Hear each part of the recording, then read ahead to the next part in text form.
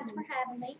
My name is Karen Goins. I'm a respiratory therapist. I've been a respiratory therapist for about 14 years, I believe now. Used to work at Fort Loudon up until this past August. I got a job at Rome State Community College being a clinical instructor.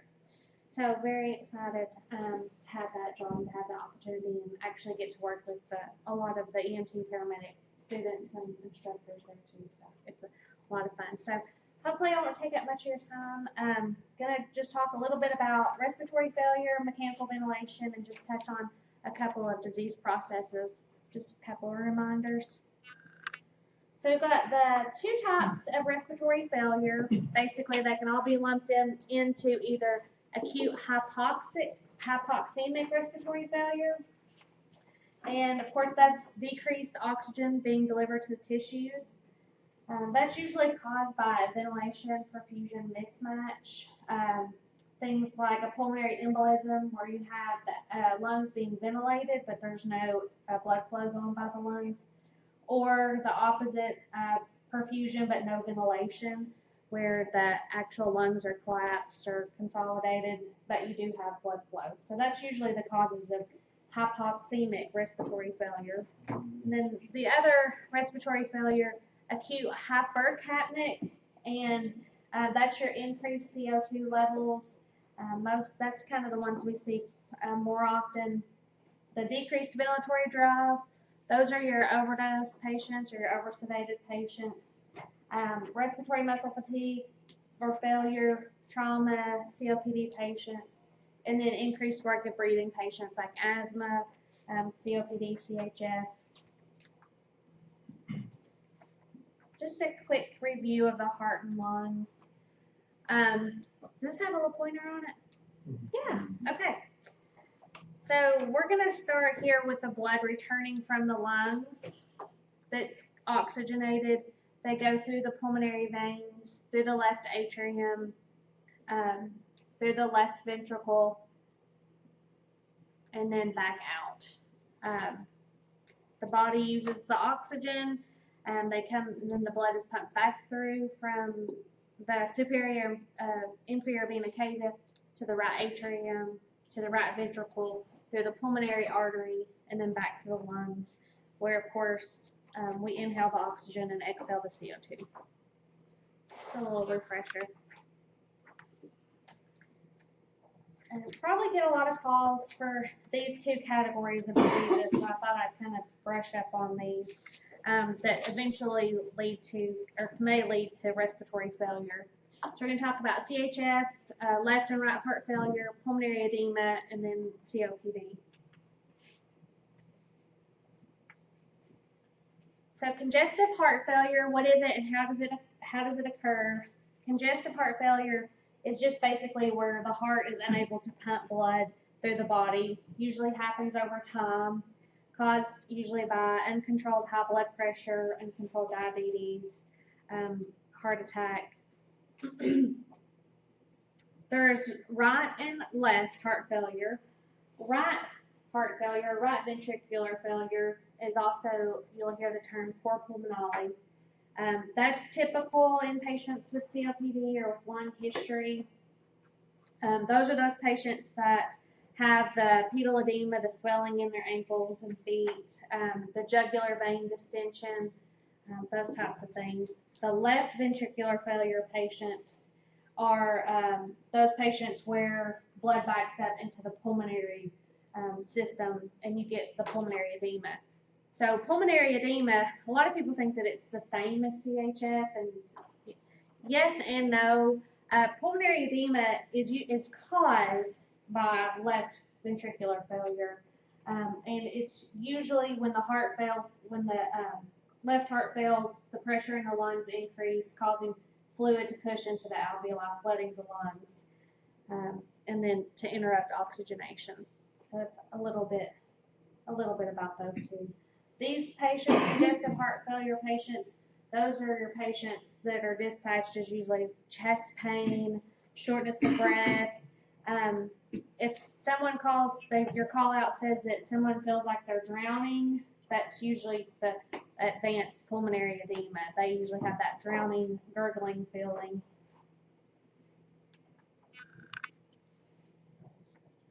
And then we're all pretty common with COPD, chronic obstructive pulmonary disease. Of course, the number one cause is smoking. Asthma, obstructive sleep apnea, emphysema, chronic bronchitis, those are all diagnoses lumped under the chronic obstructive pulmonary disease kind of headline. And that's basically just where the lungs lose their ability to recoil and lose their elasticity. Air gets trapped in there. So, and those are usually kind of the same dispatched as shortness of breath, chest pain, can't breathe. So I kind of separated them out a little bit. I hope you guys can see that's kind of small writing. But just COPD exacerbation, the patient usually presents dyspnea at rest. They're in the tripod position. They're sitting up on their bedside trying to breathe like this. Fatigue, they have a barrel chest or a bird chest from all that air trapping. They'll usually be pursed lip breathing, which is that trying to keep air in their lungs longer.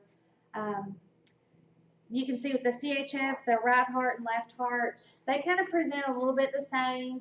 Dyspnea, worse with exertion, worse when they're laying flat. Orthopnea, swelling, edema, jugular vein distension, kind of hit on that. The left heart failure we talked about, that's more if they have pulmonary congestion, frothy sputum, that gurgly sound. The vital signs you can see, COPD exacerbation usually have increased heart rates, respiratory rate, sometimes increased blood pressure, it just depends. They usually don't have a fever. They have diminished breath sounds, could be mild to moderate hypoxia, have a wheeze maybe. And then the congestive heart failure, kind of the same. Their big differentiating is their breath sounds. Usually they'll have a crackle or the gurgle. The gurgle drowning sound is usually typical of that left heart failure. And then typical past history for COPD, smoking. And then typical past history, right heart failure, COPD, chronic bronchitis, or left heart failure. And then CHF, high blood pressure, smoking, obesity, things like that.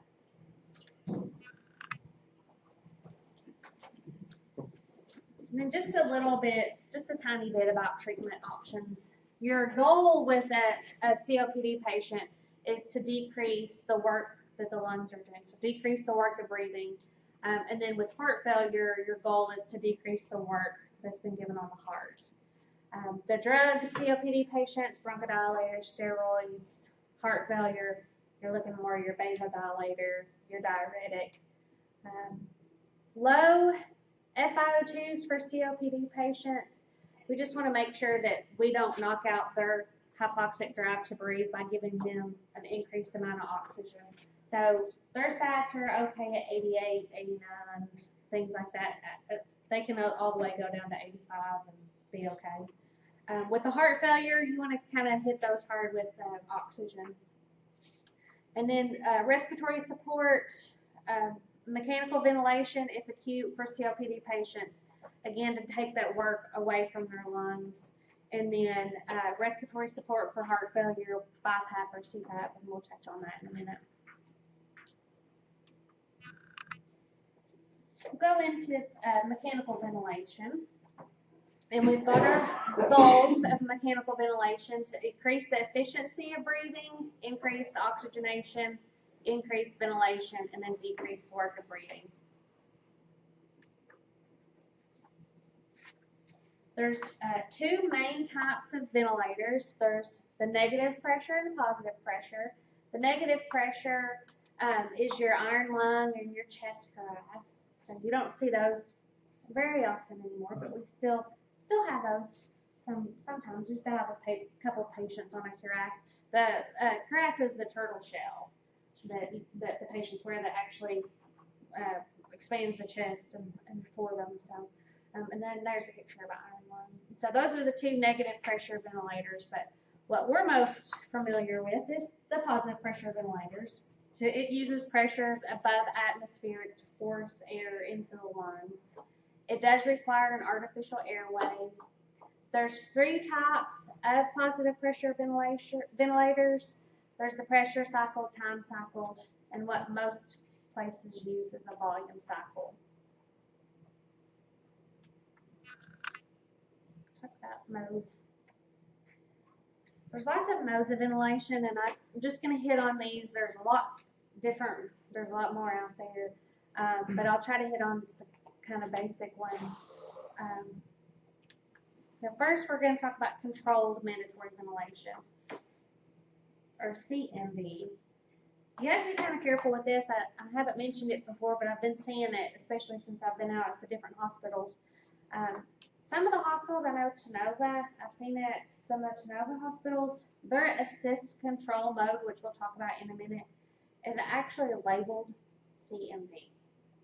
So my point being is, don't just look at the ventilator and see CMV or see the mode and assume that it's this mode, because they have different names and people call them different things, and it makes it educating about it really hard. But true control mandatory ventilation is the patient does not participate in any of the ventilations itself. It's mainly the only thing I can really think of that uses controlled mandatory ventilation is anesthesia. So they take over, you're paralyzed, they take over, that machine takes over your full work of breathing. You cannot participate in any breaths on your own. Like that, I kind of went over all that. Patients must be incapable of initiating a breath. It's rarely used. Anesthesia machines, they're all CMVs. Assist control, that's what I was talking about before, that some of those ventilators are calling them CMV. That does allow patients to participate in the ventilater. It allows them to breathe when they want to. The only thing that's going to be different with this is that the patient can initiate a breath, and that ventilator is going to give them the set tidal volume. So they can initiate the breath that they want to, but they're going to get the tidal volume that the machine is set onto. So you kind of have to think about, if you have a patient that's respiratory rate is 40 and they're able to participate in that ventilation, they're going to get a large amount of tidal volume. So you kind of have to watch about those hyperventilating. That's assist control. Intermittent mandatory ventilation, or synchronized intermittent ventilation, usually SIMV is what the ventilators will have on there, IMV. And so that's going to combine this patient's spontaneous breaths with the set machine breaths. So you're going to have a set rate and a set tidal volume, but the patients can breathe beyond that set rate, and they can control their own tidal volume. So if they want a small breath or need a small breath, they can take that. If they want a larger breath, they can take that as well. It's usually used really good for weaning patients off the ventilator, because it allows them to start using some of their own muscle strength. And it's the only mode really that pressure support can be added, and that's that extra support on inspiration with their spontaneous breaths. So whenever they take a spontaneous breath on their own, it gives them a little extra support, and it's just more comfortable for the patient.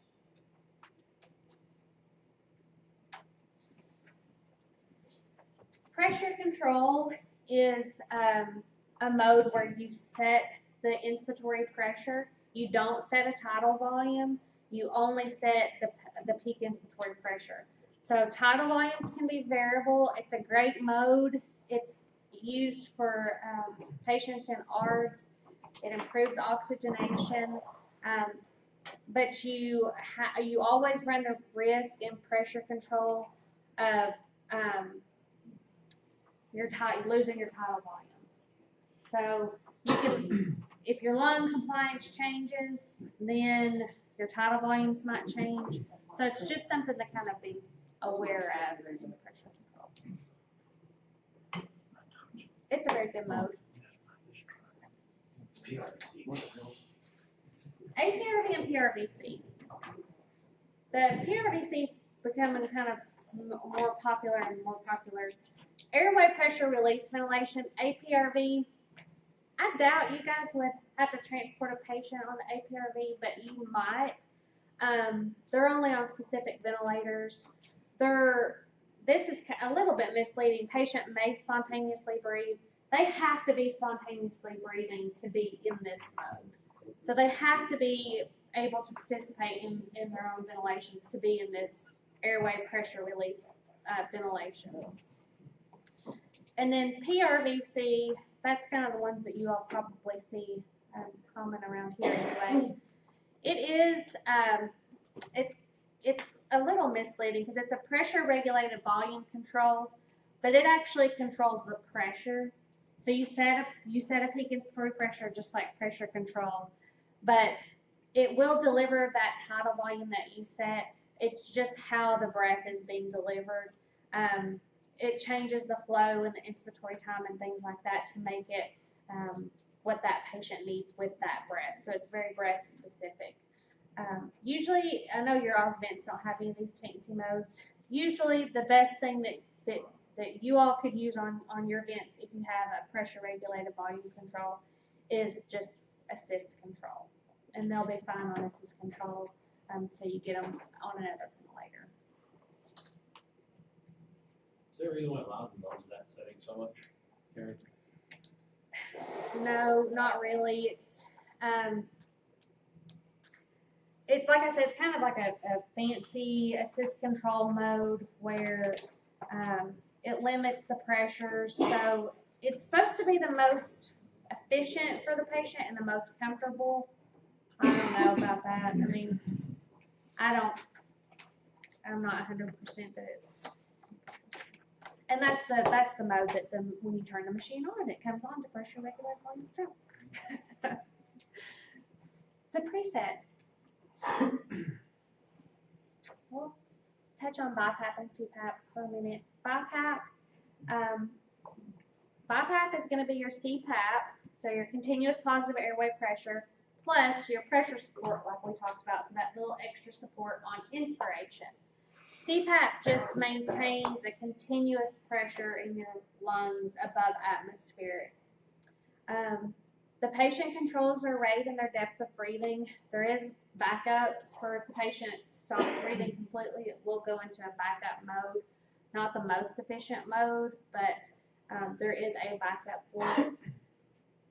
It's good for the first option before intubation, usually, and I think you guys are really good about that, is to at least give it a try and see if they can avoid being intubated.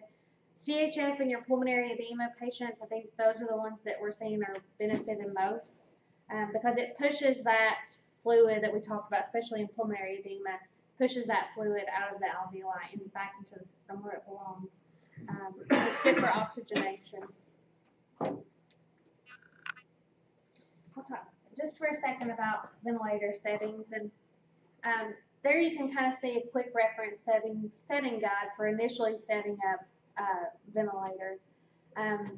Just kind of wanted to hit on that oxygen again. Remember, anytime you put a patient on 100%, you do run the chance of causing some oxygen toxicity, atelectasis, lots of other things that's wrong with 100% FiO2. I know you have to use it sometimes, we have to use it too, but if you try 50%, at least start there and then kind of work your way up and down. 50% is safe for however long the patient needs to be on it.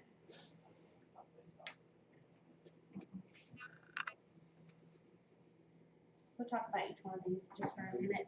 The tidal volume is the volume of gas inhaled and exhaled in one respiratory cycle. It's usually measured in millimeters.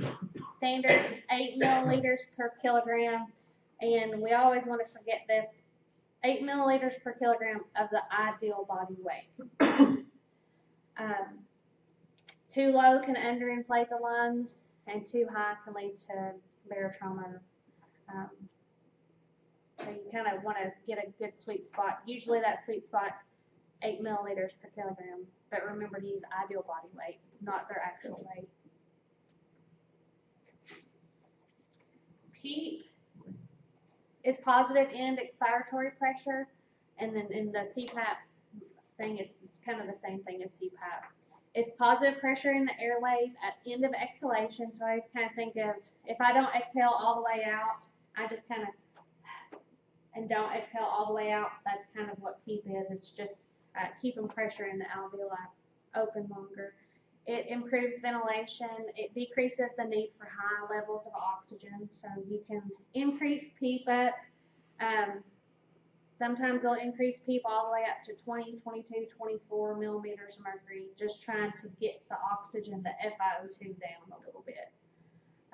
Useful in maintaining function in CHF. We kind of talked about that. Same thing with the CPAP, BiPAP, and then ARDS patients. There are dangers of PEEP. I don't see it too often, but it does happen, especially if you're getting up in those PEEP ranges of 22, 24, 26, that you can actually increase the pressure so much that you're going to decrease venous return and decrease your cardiac output. So if you've got a high PEEP and your blood pressure is dropping, you may want to kind of see it decreasing that PEEP. Of course, you have to increase your oxygen, so it's kind of a fine line there. And then barotrauma, and if you have a COPD patient on a high level of PEEP, they have PEEP already, right? Because they're air trapping already, so they have a natural PEEP. So you don't want to put those patients on 22, 24 up in that level of PEEP, because that's just adding to their additional PEEP that they've already have from COPD. Flow, a lot of ventilators don't have a flow setting anymore. They have an auto flow, but I think your guys' vent has a flow setting. I'm not sure about that. But flow is liters per minute. Of course, it's the rate at which the air enters the lung per minute. Obstructive diseases, they like that higher flow. So those patients are more comfortable on a higher flow, greater than 60 liters a minute. That actually decreases the inspiratory time and allows them longer to exhale out. That's why they like that, because they need longer to exhale out. And then opposite's true with restrictive patients. They like a little bit lower of a flow, so they have a long time to breathe in, so they can fill it a little bit longer of a time. So usually 60 or higher, 40 to 60.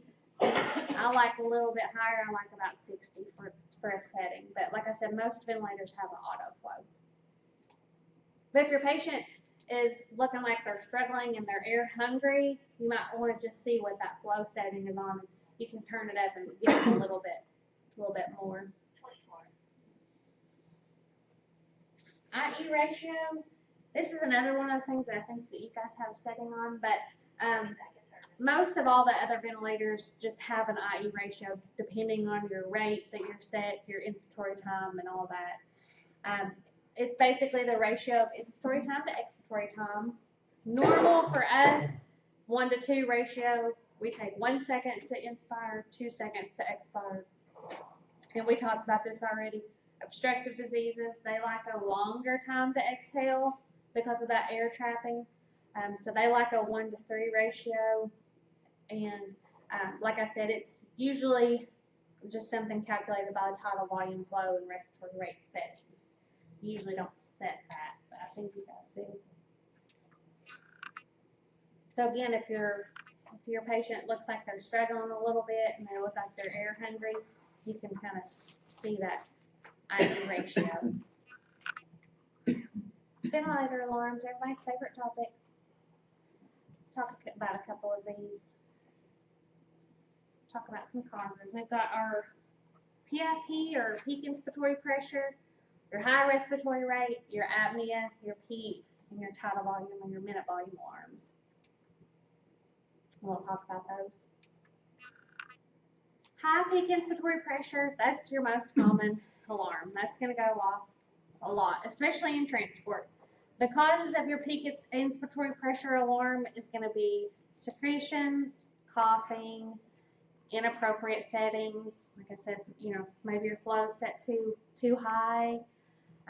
Sedation, if the tube's dislodged, if they're biting down on it. Those are all high peak inspiratory pressure alarms. Those are going to be common. If they're coughing, all kinds of things. If they're having a bronchospasm.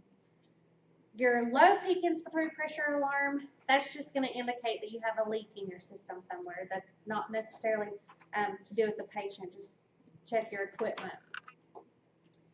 Your increased respiratory rate alarm, y'all are probably going to see that too, transporting patients. Sedation's probably the #1 key to that. If your patient starts to wake up and get scared or they don't know where they are, you're going to have an increased respiratory rate, or they're on incorrect motor setting. If they're on the ventilator and you get an apnea alarm, that usually means there's a disconnect somewhere. Or check your settings and make sure that your rate hasn't been bumped down to 0 or something like that. Tidal volume, minute volume alarm causes. Your minute volume is your respiratory rate times your tidal volume. So anything that's going to increase your respiratory rate and tidal volume is going to cause your minute volume alarm to go off. And your tidal volume, again, sedation, disconnect if it's a low tidal volume. Always check your inspiratory tidal volume if you're able to. I think you guys are able to look at your inspiratory tidal volume and your expiratory tidal volume, what's being measured in compared to what's being exhaled. If that doesn't match, then you've got something going on, something you want to look at. Wisdom. Does anybody have any questions before we do the quiz?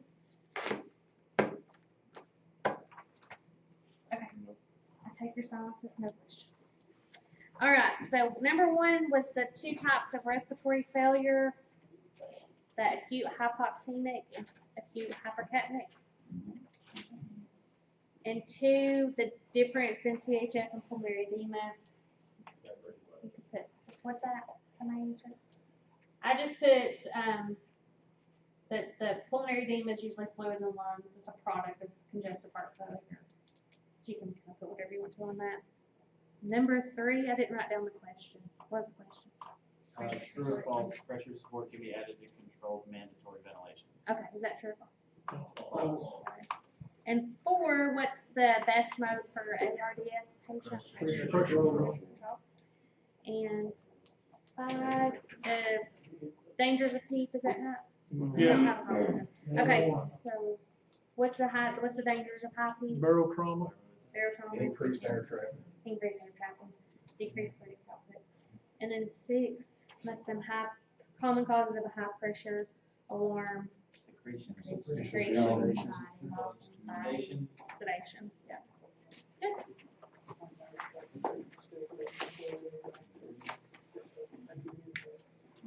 Thank you guys for your time.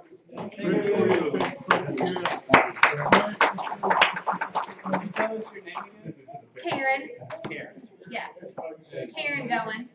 You know Carl in the ER?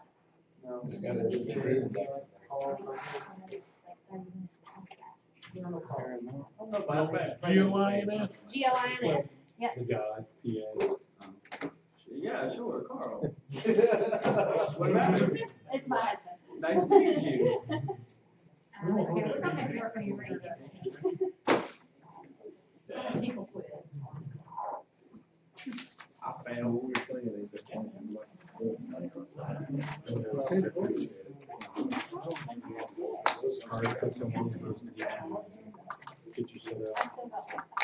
That was Mike's truck. Well, how bad was it? Sound like it ain't good. Do you get all the papers? Can you drove it all the way back to? No. Yeah. That's so fucking dumb. I mean, hell, why would you steal a truck in the first place? After a low, I bet you did. I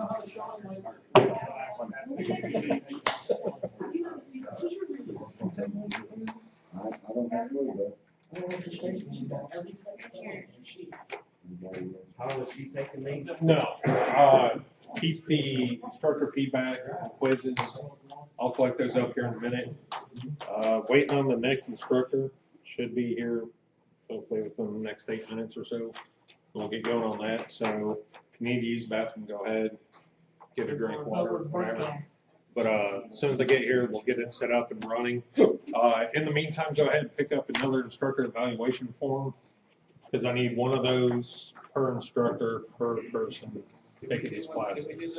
No, don't have to worry about for Angie if you're here in the class, because she's going to be issuing those. You want us to put the test up here? Well, you want to Yeah, stack them up? that Put works. them right here. Stack right here. Okay.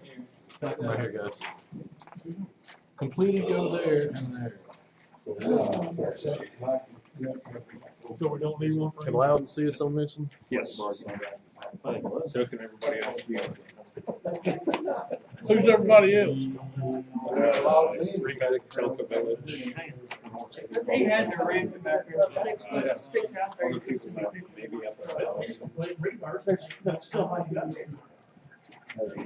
What I told mine, 83, and then we're living on. we go up to 50. Make sure we need one more. Sir, how many evaluations do we need? You're going to need a total of 3 more. Okay. You said we need one for Angie, or we do not need one for Do Angie? not need one for Angie. We say big, we used to learn.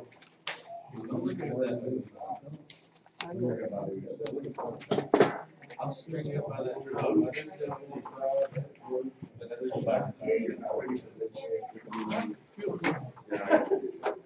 Who's the next instructor? Should be, AJ. Right?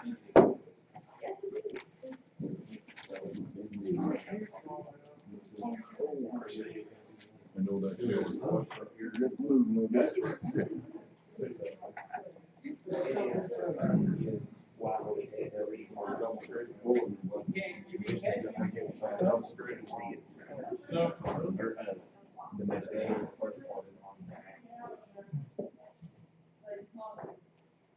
Stay.